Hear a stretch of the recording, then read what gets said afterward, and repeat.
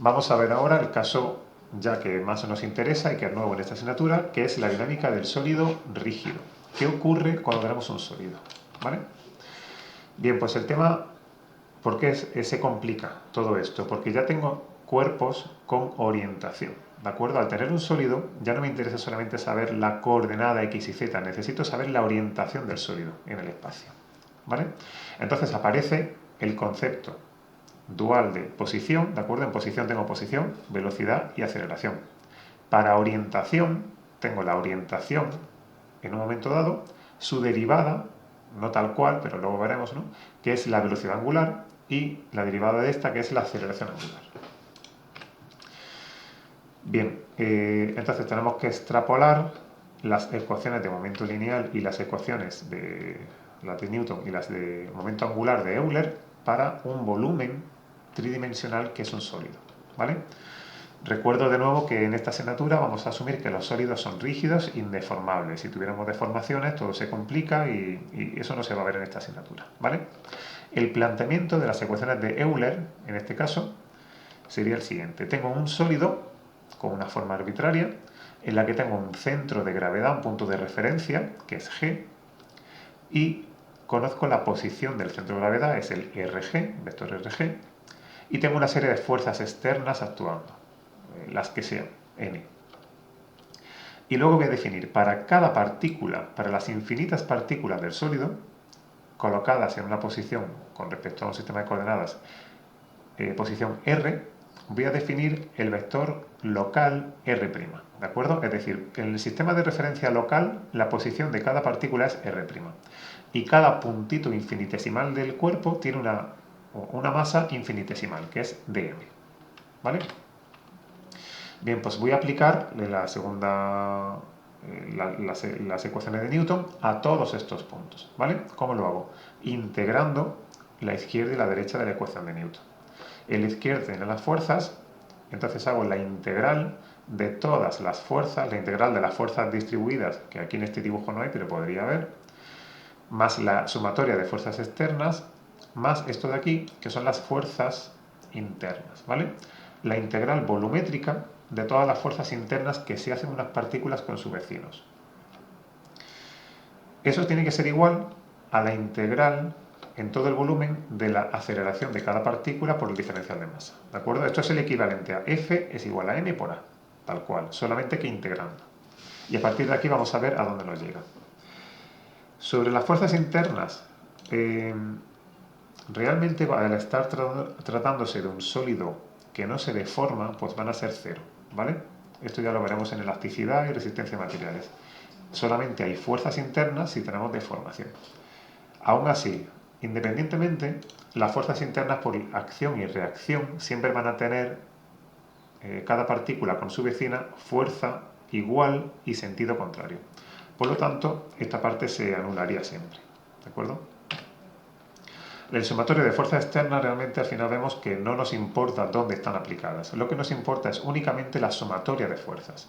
Por lo tanto, todo esto se sustituye por una fuerza externa resultante, ¿vale? Y ya nos queda el lado derecho, que es el interesante. En el lado derecho vemos que tengo la integral de la aceleración, que es la derivada segunda de la posición, y como esto es un operador lineal, la integral y la derivada, pues puedo coger e intercambiar el orden, ¿vale? Entonces fijaros que me queda la derivada segunda de la integral volumétrica de la posición de todos estos puntos ponderados por la masa que hay en cada sitio, ¿de acuerdo? Por la densidad de masa. Entonces realmente es como, esto es sumatoria de posiciones promediados por donde voy promediando posiciones y más veces donde más masa hay, ¿vale? Entonces simplemente esto de aquí equivale al centro de gravedad, ¿vale? Multiplicado por m, porque tendría que dividir el centroide de una figura sería esta ecuación dividido por la integral de solamente diferencial de m, que es la masa, ¿vale? Entonces estoy como despejando la parte de arriba, me quedaría esta integral es igual a la posición del centro de gravedad multiplicado por m, ¿vale? Que es justo lo que estoy escribiendo aquí, ¿vale? En resumen, ha salido una cosa muy sencilla, que las fuerzas externas resultantes tiene que ser igual a la masa por la aceleración del centro de gravedad. ¿Vale? En resumen, que nos da lo mismo la distribución de las masas a efectos de esta ecuación. Solamente nos importa la resultante total de fuerzas y el cómo se acelera el punto del centro de gravedad. Es decir, que el centro de gravedad es un punto muy importante para hacer análisis de dinámica. Es el punto que vamos a utilizar de referencia, ¿vale? Y su aceleración va a ser igual a la fuerza externa por la masa. Ya está. Es decir, esta ecuación se ha quedado prácticamente igual que en el caso de la masa puntual. Esto es una ecuación vectorial, se descompondrá en 2 o 3 ecuaciones escalares, dependiendo de si estamos en un caso plano o tridimensional. Vale, vamos ahora a ecuaciones de Euler, ¿vale? Las ecuaciones de Euler es exactamente igual el mismo planteamiento, solo que vamos a calcular ahora, pues, esto.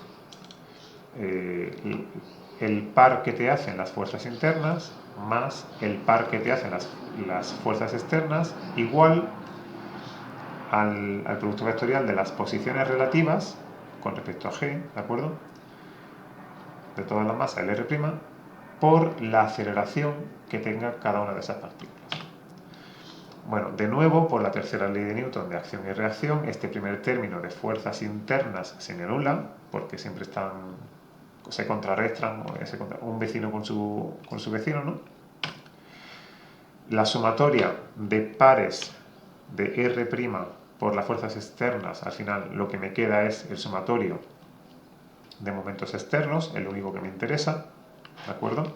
Con respecto al centro de gravedad, fijaros esto de aquí. Estoy haciendo el producto de una posición por una fuerza, ¿vale? La posición la estoy tomando desde ¿dónde? Si es R' es desde G, ¿de acuerdo? Por lo tanto, esto de aquí significa los momentos externos, aquí le falta el subíndice, sería con respecto de G, ¿vale? Es importante. Bien, y ahora el término de la integral, este sí es un poquito más complejo, ¿vale? Para resolverlo vamos a recordar, esto es R', es una posición local y esto hace la aceleración, ¿vale?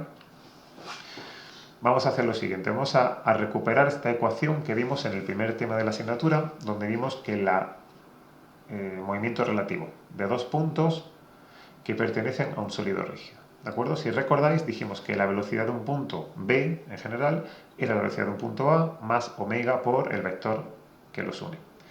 En este caso, el punto que nos interesa sería, sin nombre, pues todos estos infinitos puntos del sólido, y el punto de referencia es el centro de gravedad, G, más el vector que los une, desde G hasta el punto, que se llama R'. Por lo tanto, esta es la ecuación de velocidad de cada uno de esos puntos, visto desde el centro de gravedad. Bien, pues si aplicamos ahora, fijaros, R' por A, que es la derivada de esto, ¿vale? Se puede llegar, aquí no está demostrado, lo podéis ver en el libro, por ejemplo, de Alejo Abello, de cálculo de máquinas, que está disponible con licencia Creative Commons, ¿de acuerdo? Alejo Abello. Ahí, por ejemplo, viene demostrado. Se llega a que esa integral llega a esto, derivada temporal de la integral en todo el cuerpo de esto de aquí, ¿vale? Que es un poquito complejo a priori, pero bueno, es el módulo de la distancia desde el centro de gravedad a cada punto por una matriz identidad de 3×3, es decir, una matriz diagonal de 1, 1, 1 y el resto ceros, restándole una especie de R por R traspuesta, de acuerdo, que me sale un vector que tiene que ver con la posición de cómo se distribuye la masa alrededor del centro de gravedad, ¿vale? Todo eso ponderado por la masa que hay en cada sitio, ¿vale? Y aquí aparece la velocidad angular, ¿de acuerdo? Porque aparecía aquí, en la velocidad, ¿vale? Y todo eso con derivada, porque esto eran velocidades y aquí tenemos aceleraciones, ¿vale? Bien, este término de aquí grande, que aparece multiplicando a omega, es una integral compleja, pero que tiene un nombre, ¿vale? Que tenemos que familiarizarnos con él. Es el tensor o matriz de inercia, ¿de acuerdo? Y se le llamará con la letra I, es una matriz de 3×3, está definida para cualquier sólido y solamente depende sus valores de cómo está distribuido, de la forma que tiene el sólido, de dónde está la masa, ¿vale? Y es el resumen que necesita la ecuación de dinámica, ahí está toda la información necesaria para saber cómo se va a mover el cuerpo, dependiendo de cómo están las masas balanceadas y distribuidas en el sólido, ¿vale? Existirá una serie de formularios para formas comunes y si no, pues habrá que hacer la integral. O utilizar herramientas de CAD, por ejemplo, con SolidWorks podéis diseñar un sólido y ahí le dais a un menú y os calcula la matriz de inercia, ¿vale? Bueno, pues este tensor de inercia le llamaremos I sub G, ¿de acuerdo? Importante, porque es con respecto al centro de gravedad, al eje que pasa por el centro, al punto del centro de gravedad, y con su orientación X y Z colocado en el centro de gravedad, ¿vale? El tensor de inercia será distinto con respecto a donde se tome, por eso lo digo. Esta integral, pues si se desarrolla un poco, estos términos de aquí, sobre todo esta parte, ¿vale? Pues, bueno, veréis, el r' al cuadrado es simplemente, pues, por teorema de Pitágoras, en 3 dimensiones es x cuadrado, y cuadrado más z cuadrado, por la diagonal, menos esto por esto, tal.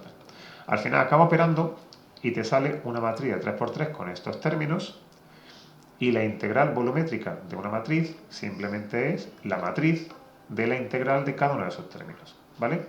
Para que entendáis lo que se está haciendo. Entonces, la matriz de inercia tendrá el primer componente, le llamaremos Ix en la diagonal, segunda diagonal Iy y Z el tercero. Y cada uno de estos tiene el sentido de la inercia del cuerpo vista con respecto al eje X, con respecto al eje Y y con respecto al eje Z, ¿vale? Y las inercias cruzadas, la inercia fuera de la diagonal, te dicen, pues, si esos no son los ejes principales de inercia, ¿de acuerdo? Es decir, si el cuerpo, sus ejes de simetría no coinciden con X y Z, pues aquí aparecerán unos números pues, reflejando la distribución de los ejes de simetría, básicamente del cuerpo. Vale, entonces como digo aquí, pues esto se puede calcular haciendo ecuaciones, que ahora veremos algunos casos muy sencillos, y para el resto pues tiraremos de formularios o de software, ¿vale? Pero al fin y al cabo tengo una matriz de 3×3 que me define cómo se distribuye la masa del cuerpo. Y al final llego con esto ya pues a la ecuación de Euler. Derivada en el tiempo de IG por omega, pues se puede demostrar que me acaba saliendo esto, ¿vale? Esta derivada de omega es, recordamos, omega es la velocidad angular, su derivada es la aceleración angular, ¿vale? Entonces acabo teniendo este sistema de ecuaciones que hay que saberse lo importante, ¿vale? Esas son las ecuaciones de Euler para un sólido rígido en 3D. Me dice que la suma de momentos externos tomados con respecto, el de J significa distintas fuerzas. Si tengo distintas fuerzas, cada fuerza F, fijaros un detalle, aquí tengo el sumatorio. En la de Newton lo sustituí todo directamente por una fuerza externa, equivalente, ¿vale? ¿Por qué? Porque en Newton sumaban los vectores de fuerzas y se acabó. Aquí no, aquí cada fuerza está aplicada en un punto concreto. Y cada uno de ellos tengo que tomar en cuenta su posición donde está aplicado, ¿vale? Bueno, tomo los momentos con respecto al G y eso me dice el cómo va a variar esto de aquí, ¿vale? Fijaros que esto es inercia por aceleración. Haciendo un símil con la segunda ley de Newton, que sería fuerza es igual a masa por aceleración, el equivalente de la fuerza es el momento, ¿vale? El equivalente de la aceleración lineal es la aceleración angular, cuadra, y el equivalente de la masa, fijaros que es la inercia, ¿vale? O sea, la inercia realmente te indica la masa, pero también cómo está distribuida la masa, dónde está la masa en el cuerpo, ¿vale? Entonces, fijaros que igual que si yo empujo un cuerpo y la masa lo que me dice es el cuánto me cuesta acelerarlo, ¿vale? La inercia lo que me dice es si yo le aplico un par a algo, cuánto me cuesta hacerlo girar, ¿vale? Un ejemplo que me gusta poner siempre sería pues un objeto cilíndrico, un palo de escoba o yo qué sé, esto que tengo aquí, ¿vale? Un muñequito. Si yo cojo un objeto que tiene los 3 ejes de simetría, sería el vertical, el horizontal y este de así, ¿vale? ¿Con respecto a qué eje tendrá más inercia esto? Pues el eje contra el que menos me cuesta hacerlo girar, desde luego, es este, el vertical, ¿vale? Pues ese sería el eje con el que menos inercia tiene. ¿Por qué? Porque aplicándole un par pequeñito, puedo hacer que gire muy fácilmente. Ahora, si tomo un eje como este de aquí, le aplico un par de esta forma, me cuesta más hacerlo girar, tiene más inercia. Y tendrá mucha más inercia, por cierto, con respecto a un eje que pase por aquí, que con respecto al centro. Por eso decía que la inercia hay que decir con respecto a qué punto estoy dándolo, ¿vale? Bien, pues esta inercia significa eso, es el cuánto me cuesta hacerlo girar. Pero fijaros que aparece aquí otra cosa rara, ¿vale? Esto tiene que ver con precesión de cuerpos que giran, etcétera, ¿vale? No vamos a verlo mucho en esta asignatura, pero básicamente me dice que aunque no haya fuerzas externas, aunque no haya pares externos, si esto es cero, podría haber un alfa, si despejo esto para la izquierda, ¿vale? Y me saldría esto es igual a menos el término que tengo aquí, ¿vale? Podría existir aceleración angular aunque no haya fuerzas externas y depende de este término. Este término solo se va a anular, va a ser cero, cuando este vector y este estén alineados, ¿vale? ¿Cuándo va a ocurrir eso? Pues cuando el vector v, velocidad angular, esté alineado con las direcciones principales de inercia, que son los ejes de simetría del cuerpo. Es decir, si tengo el cuerpo girando exactamente alrededor de un eje de simetría, este término de aquí es cero. Pero como no esté perfectamente alineado, aquí va a aparecer un término que no es cero y que va a hacer que el objeto vaya teniendo aceleración angular, que hace que el eje de rotación vaya girando poco a poco. Por ejemplo, en la precesión del planeta Tierra, ¿vale? Tiene que ver con esto. Vale, esto es la ecuación completa para 3D. Vamos a ver el caso plano, que vamos a utilizar en los problemas más a menudo, ¿vale? Si yo cojo todo esto y lo sustituyo por subversiones, lo descompongo en componentes, ¿vale? Tengo que los momentos externos, pues si estoy en el plano XY, pues solamente puedo tener momento con respecto a Z, ¿vale?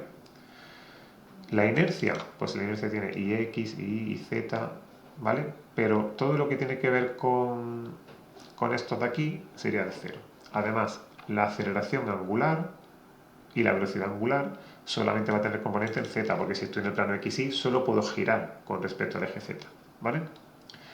Entonces, el término de la derecha me sale 0, 0 omega, 0, 0 omega. Esto ya se puede ver que me va a salir dos vectores alineados, por lo tanto eso se va a 0. Esto de aquí va multiplicándose con 0, no porque la inercia sea 0 aquí, ¿vale? Sino porque va multiplicado por un 0. Sería esta fila por esta columna, esta fila por esta columna, ¿vale? Entonces, el único que importa es realmente el IZ. El IZ por el alfa, al final. IZG significa la inercia con respecto a un eje Z que pase por el punto G. ¿Vale? Eso es un número. Y sería el tercer valor de la diagonal de la matriz de inercia del cuerpo. Pues en el caso plano solo me importa este valor al final, ¿vale? Multiplicado por alfa. Es lo único que me queda de todo esto. ¿Vale? Entonces, para un sólido plano, como podría ser, por ejemplo, luego haremos ejemplo del caso de una moto que acelera en un plano, ¿vale? O una bicicleta, en la suma de fuerzas de pares de momentos externos, componente z, tiene que ser igual a la inercia del eje z que pasa por el centro de gravedad por la aceleración angular del cuerpo, ¿de acuerdo? Y este IZG, aquí viene desarrollado, pero lo podéis tener aquí, me voy yendo para atrás, ¿vale? El IZ venía de integrar en todo el volumen del cuerpo esto de aquí, es decir, la distancia simplemente multiplicado por la masa. Es decir, tengo que ver con respecto al centro G la ponderación de cómo de lejos está la masa con respecto al centro de gravedad, ¿vale? Eso significa el IZ. ¿Vale? Aquí lo tenéis como fórmula tal cual. Vale, bien.